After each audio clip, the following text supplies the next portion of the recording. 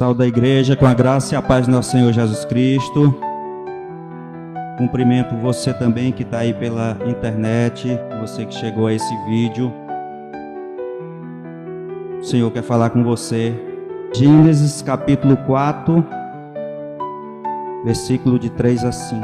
E aconteceu, depois de uns tempos, que Caim trouxe do fruto da terra uma oferta ao Senhor. E Abel também trouxe dos primogênitos das suas ovelhas e da sua gordura, e se agradou o Senhor de Abel e da sua oferta, mas de Caim e de sua oferta não se agradou.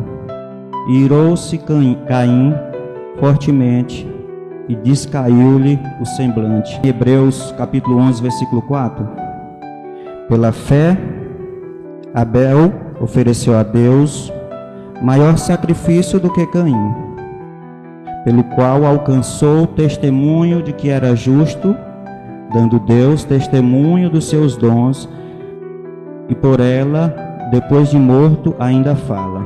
Pela fé, Abel ofereceu a Deus maior sacrifício que Caim, pelo qual alcançou o testemunho de que era justo, dando Deus testemunho dos seus dons, e por ela, depois de morto, ainda fala. Estamos aqui diante do culto, da oferta de Caim e de Abel.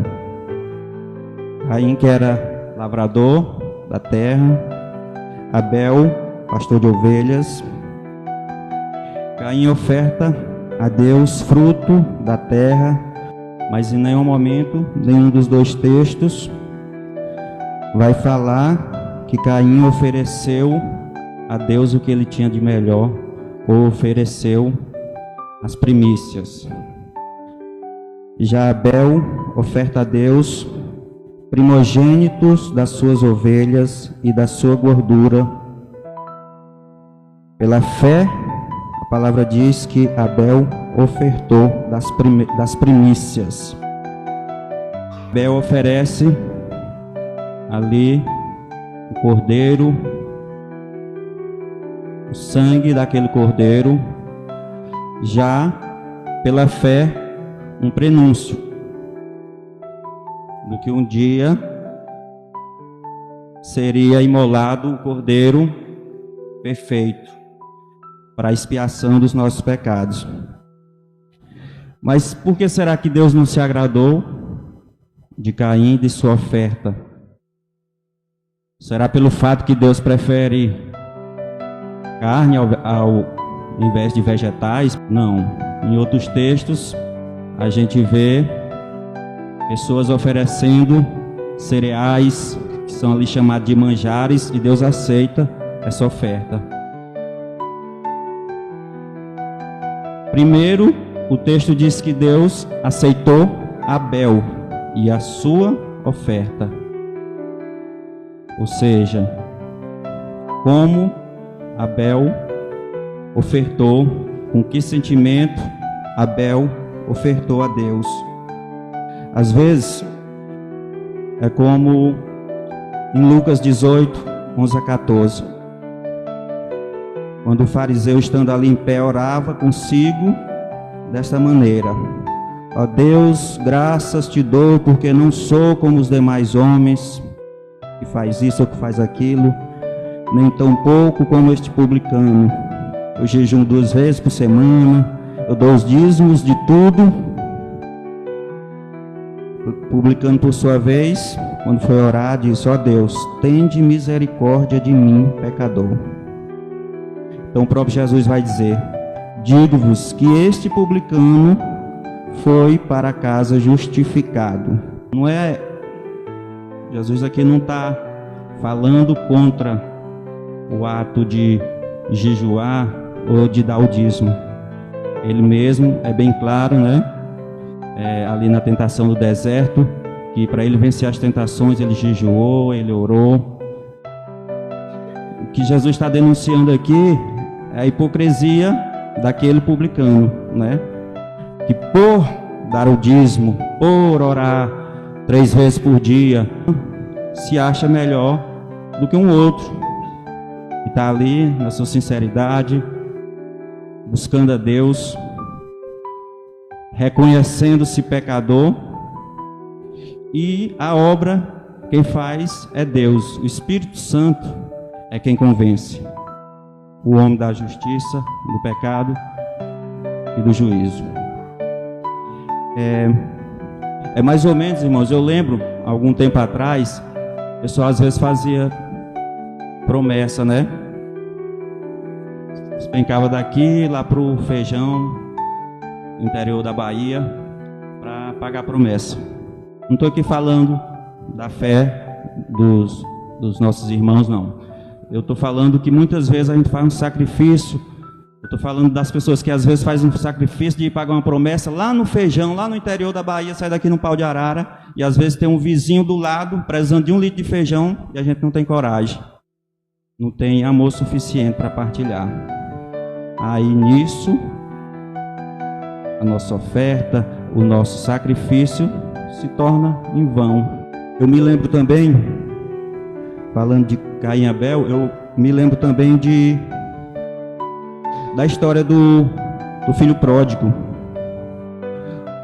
O filho pródigo, pela fé,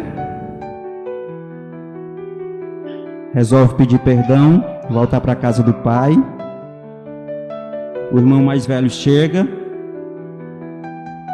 sequer entra.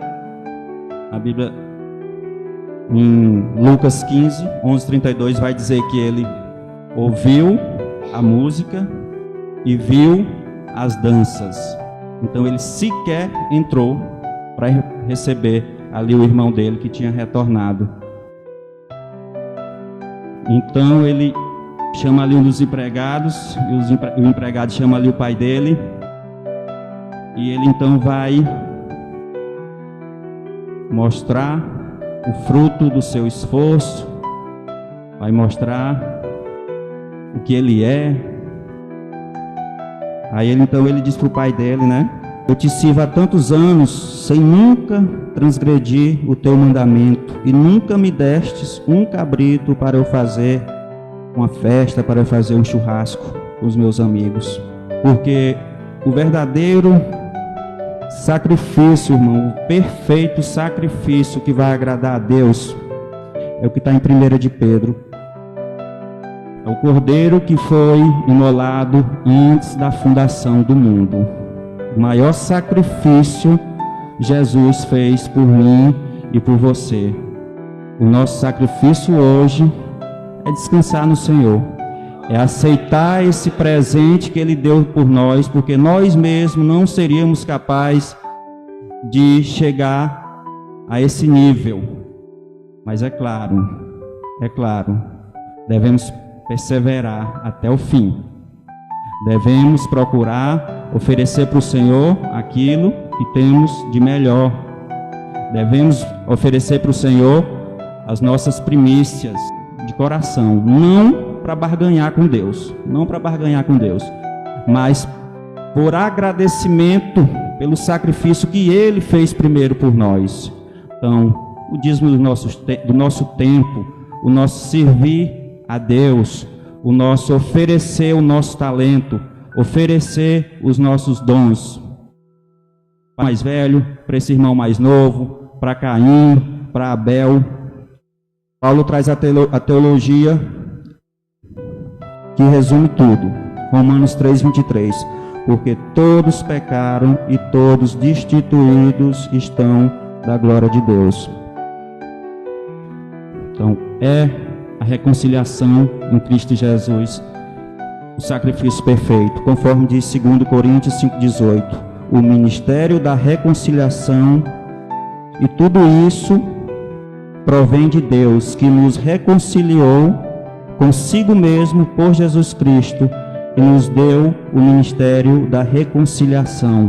Ou seja, o único que poderia te acusar e me acusar decidiu nos defender. O único que poderia nos condenar decidiu nos salvar. Então, mediante a fé nesse sacrifício, somos salvos por Cristo Jesus. Amém, irmãos?